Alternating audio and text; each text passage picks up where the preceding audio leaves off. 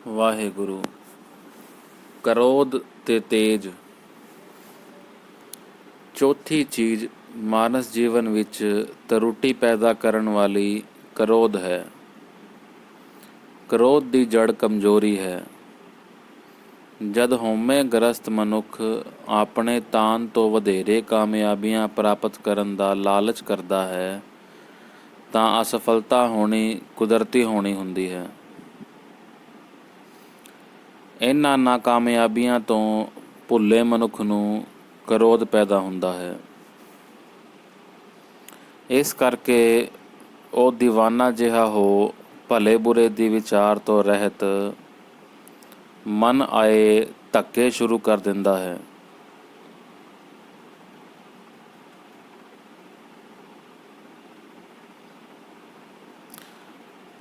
ਕਰੋਧ ਦੀ ਵੈਹ ਤੋਂ ਭਾਵੇਂ ਮਨੁੱਖ ਇਤਿਹਾਸ ਦੇ ਹਰ ਇੱਕ ਪਹਿਲੂ ਵਿੱਚ ਹੁੰਦੀ ਚਲੀ ਦਿਸ ਆਉਂਦੀ ਹੈ, ਪਰ ਖਾਸ ਕਰ ਮਜ਼ਹਬੀ ਦੁਨੀਆ ਵਿੱਚ ਇਸ ਦਾ ਬਹੁਤ ਜ਼ੋਰ ਹੈ। ਸਾਰੀ ਦੁਨੀਆ ਨੂੰ ਆਪਣੇ ਦੀਨ ਵਿੱਚ ਲਿਆਉਣ ਦੇ ਝੂਠੇ ਖਿਆਲ ਵਿੱਚ ਅਸਫਲ ਹੋਏ ਮਜ਼ਾਵਰ ਕਰੋਧ ਆਤਰ ਹੋ ਭਿਆਨਕ ਤੋਂ ਭਿਆਨਕ ਜ਼ੁਲਮ ਕਰਨ ਤੋਂ ਵੀ ਨਹੀਂ ਟਲੇ, ਜਿਹਾ ਕਿ ਮਤਭੇਦ ਰੱਖਣ ਵਾਲਿਆਂ ਨੂੰ ਜ਼ਿੰਦਾ ਜਲਾ ਦੇਣਾ, ਉਹਨਾਂ ਦੇ ਬੰਦ ਕੱਟ ਦੇਣੇ, ਪੁੱਠੀਆਂ ਖੱਲਾਂ ਲਾ ਦੇਣੀਆਂ, ਜਿਉਂਦੇ ਧਰਤੀ ਵਿੱਚ ਗੱਡ ਕੁੱਤਿਆਂ ਤੋਂ ਤੁੜਵਾ ਦੇਣਾ ਤੇ ਮਾਸੂਮ ਬੱਚਿਆਂ ਤੱਕ ਨੂੰ ਜਿਉਂਦਿਆਂ ਦੀਵਾਰਾਂ ਵਿੱਚ ਚਿਣਾ ਦੇਣਾ। ਇਹਨਾਂ ਮਜ਼ਹਬੀ ਕਰੋਧੀਆਂ ਦੀਆਂ ਕਰਤੂਤਾਂ ਤੋਂ ਬਹੁਤ ਵੇਰ ਦੁਨੀਆ ਦੀਆਂ ਸਾਧਾਰਨ ਜ਼ਿੰਦਗੀਆਂ ਵੀ ਕੰਬ ਉੱਠੀਆਂ ਤੇ ਉਹਨਾਂ ਦੇ ਮੂੰਹੋਂ ਸੁੱਤੇ ਸਿੱਧ ਹੀ ਹਾਹਾਕਾਰ ਨਿਕਲ ਗਈ। ਸਿੱਖੀ ਦਾ ਪ੍ਰੋਗਰਾਮ ਵੀ ਧਾਰਮਿਕ ਸੀ। ਉਸ ਨੇ ਵੀ ਜੀਵਨ ਦਾ ਨਵਾਂ ਪ੍ਰੋਗਰਾਮ ਲੋਕਾਂ ਦੇ ਸਾਹਮਣੇ ਰੱਖਣਾ ਸੀ। ਇਸ ਲਈ ਉਹਨਾਂ ਨਾਲ ਦੂਜਿਆਂ ਦਾ ਮਤਭੇਦ ਹੋ ਜਾਣਾ ਕੁਦਰਤੀ ਸੀ।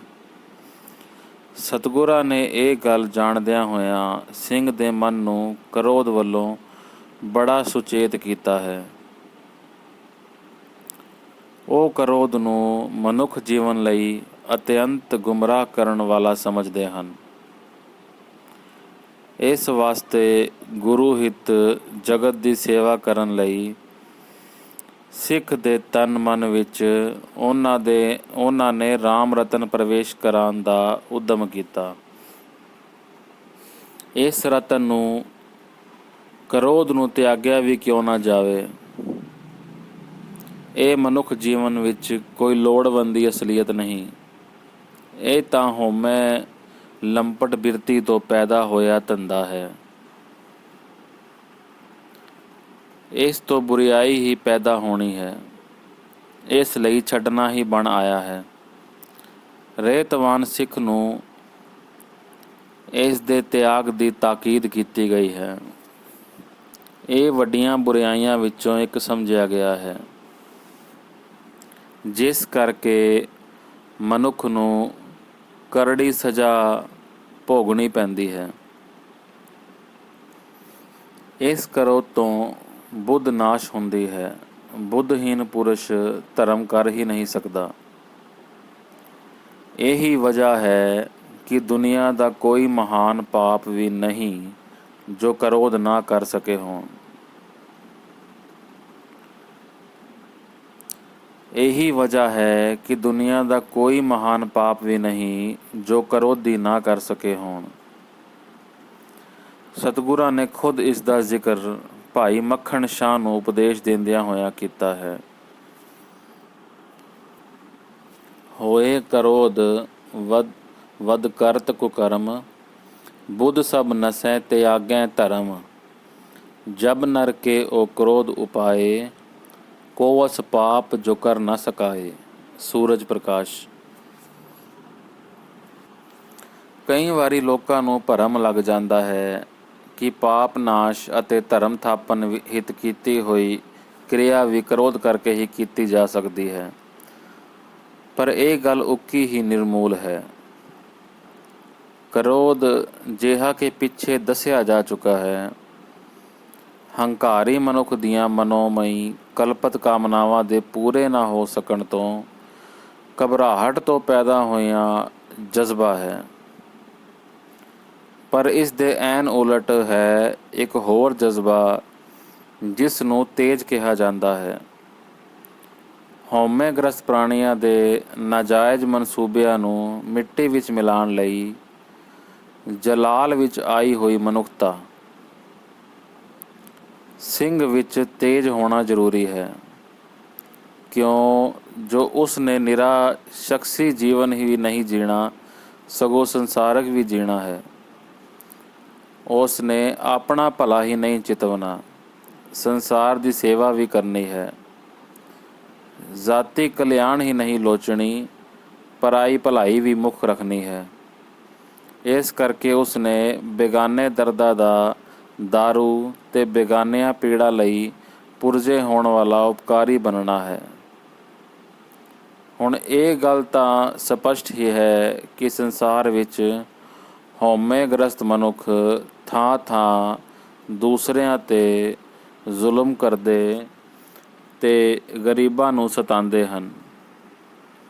ਇਹਨਾਂ ਸਤਿਆਂ ਹੋਇਆਂ ਦੀ ਬਾਹੁੜੀ ਕਰਨੀ ਸਿੰਘ ਦਾ ਮੁੱਖ ਕਰਤੱਵ ਹੈ।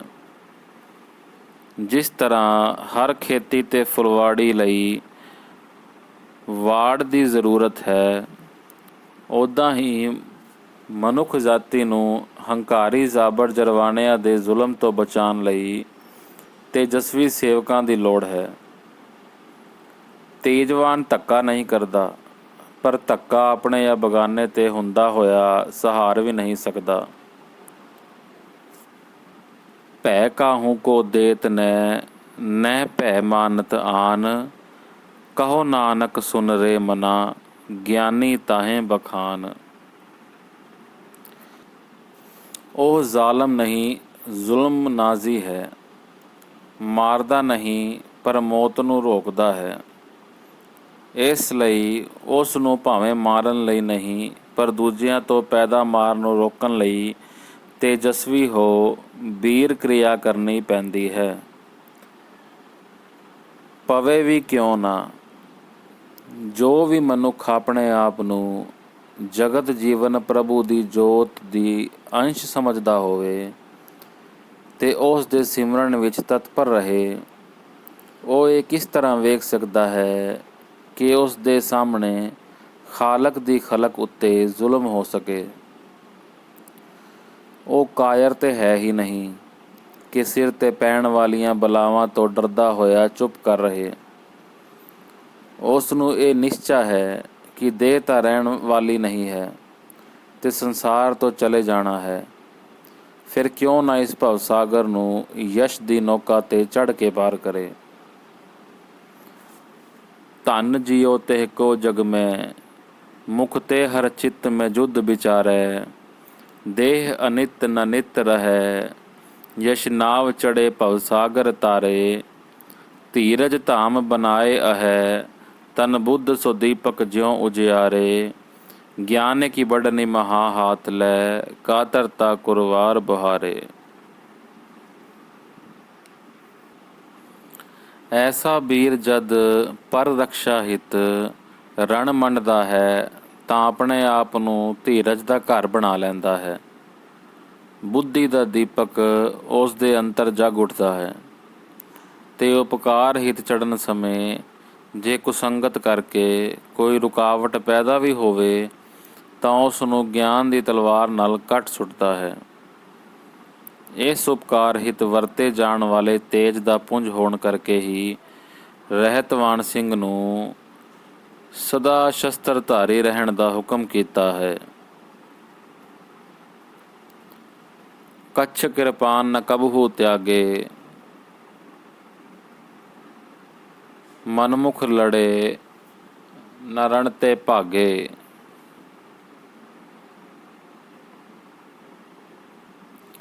ਮਾਫ ਕਰਨਾ। ਕੱਛ ਕਿਰਪਾਨ ਨ ਕਬਹੂ ਤਿਆਗੇ, ਸਨਮੁਖ ਲੜੇ ਨ ਰਣ ਤੇ ਭਾਗੇ। ਭਾਈ ਨੰਦ ਲਾਲ ਜੀ। ਭਾਵ ਸ਼ਸਤਰ ਉਸ ਨੇ ਵਰਤਣਾ ਕਿਸੇ ਦੇ ਹਮਲੇ ਨੂੰ ਰੋਕਣ ਹਿਤ ਹੀ ਹੈ, ਪਰ ਅੱਗ ਲੱਗਿਆਂ ਤੋਂ ਖੂਹ ਪੁੱਟੇ ਨਹੀਂ ਜਾ ਸਕਦੇ। ਇਸੇ ਤਰ੍ਹਾਂ ਹੀ ਉਪਕਾਰੀ ਜੋ ਪਹਿਲੇ ਤੋਂ ਨਸਤਬੱਧ ਨਾ ਹੋਏ ਤਾਂ ਸ਼ਸਤਰ ਦੀ ਵਰਤੋਂ ਨਾ ਜਾਣੇ, ਤਾਂ ਕਿਸੇ ਥਾਂ 'ਤੇ ਜ਼ਬਰ ਜਾਂ ਜ਼ੁਲਮ ਹੁੰਦਾ ਦੇਖ ਉਸ ਨੂੰ ਰੋਕਣ ਵਿੱਚ ਸਮਰੱਥ ਨਹੀਂ ਹੋ ਸਕੇਗਾ। ਇਸ ਲਈ ਹੀ ਰਹਿਤਵਾਨ ਸਿੰਘ ਨੂੰ ਹੁਕਮ ਹੈ ਕਿ ਭਾਵੇਂ ਉਸ ਨੇ ਤਲਵਾਰ ਵਰਤਣੀ ਤੇ ਉਦੋਂ ਹੀ ਹੈ ਜਦੋਂ ਹੋਰ ਕੋਈ ਚਾਰਾ ਨਾ ਰਹਿ ਜਾਏ, ਪਰ ਰੱਖੇ ਸਦਾ ਅੰਗ ਸੰਗ। ਸਿੰਘ ਨੇ ਆਪਣੇ ਜਗਤ ਵਿਵਹਾਰ ਵਿੱਚ ਵਰਤੋਂ ਗਰੀਬੀ ਦੀ ਕਰਨੀ ਹੈ, ਸਭ ਨਾਲ ਸੇਵਕ ਹੋ ਵਰਤਣਾ ਹੈ, ਮਿੱਠਾ ਬੋਲਣਾ ਹੈ। ਪਰ ਜਦ ਲੋਕਾਂ 'ਤੇ ਅਨਿਆਏ ਬਾਦਸ਼ਾਹ ਹੀ ਕਿਉਂ ਨਾ ਕਰਦਾ ਹੋਵੇ, ਸਿੰਘ ਕਿਸੇ 'ਤੇ ਅਨਿਆਏ ਹੁੰਦਾ ਦੇਖ ਬਰਦਾਸ਼ਤ ਨਹੀਂ ਕਰ ਸਕਦਾ। ਜੇ ਕਰੇ ਤਾਂ ਸਿੰਘ ਜੀਵਨ ਵਿੱਚ ਕ੍ਰੋਧ ਦੀ ਥਾਂ ਤੇਜ ਦੀ ਵਰਤੋਂ ਕਰਨੀ ਹੈ। ਜਿਸ ਤਰ੍ਹਾਂ ਵਿਕਾਰ ਦੀ ਥਾਂ ਗ੍ਰਸਤ, ਕਪਟ ਦੀ ਥਾਂ ਕਿਰਤ, ਹੰਕਾਰ ਦੀ ਥਾਂ ਸਵੈ ਸਤਕਾਰ, ਉਸੇ ਤਰ੍ਹਾਂ ਹੀ ਸਿੰਘ ਜੀਵਨ ਵਿੱਚ ਕ੍ਰੋਧ ਦੀ ਥਾਂ ਤੇਜ ਹੈ। ਕ੍ਰੋਧੀ ਆਪਣੀ ਗਰਜ ਲਈ ਜੋਸ਼ ਵਿੱਚ ਆਉਂਦਾ ਹੈ ਤੇ ਤੇਜਸਵੀ ਉਪਕਾਰ ਹਿਤ ਉੱਠਦਾ ਹੈ। ਕ੍ਰੋਧੀ ਸ਼ਖਸ ਵਿੱਚ ਮਾਯੂਸ ਹੋ ਜਾਂਦਾ ਹੈ। ਕ੍ਰੋਧੀ ਸ਼ਿਕਸਤ ਵਿੱਚ ਮਾਯੂਸ ਹੋ ਜਾਂਦਾ ਹੈ ਤੇ ਔਕੜਾਂ ਵਿੱਚ ਉੱਠ ਭੱਜਦਾ ਹੈ। ਤੇਜਸਵੀ ਹਾਰ ਜਿੱਤ ਦੋਹਾਂ ਵਿੱਚ ਸਮਾਨ ਰਹਿੰਦਾ ਹੋਇਆ ਰਣ ਵਿੱਚ ਅਖੀਰ ਤੱਕ ਜੂਝ ਮਰਦਾ ਹੈ। ਸ਼ਸਤਰਧਾਰੀ ਸਿੰਘ ਲਈ ਆਗਿਆ ਹੀ ਇਹ ਹੈ।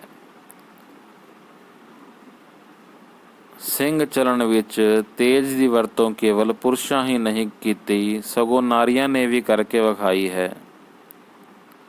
ਤੇਜਸਵੀ ਨੇ ਜ਼ੁਲਮ ਰੋਕਣਾ ਹੈ।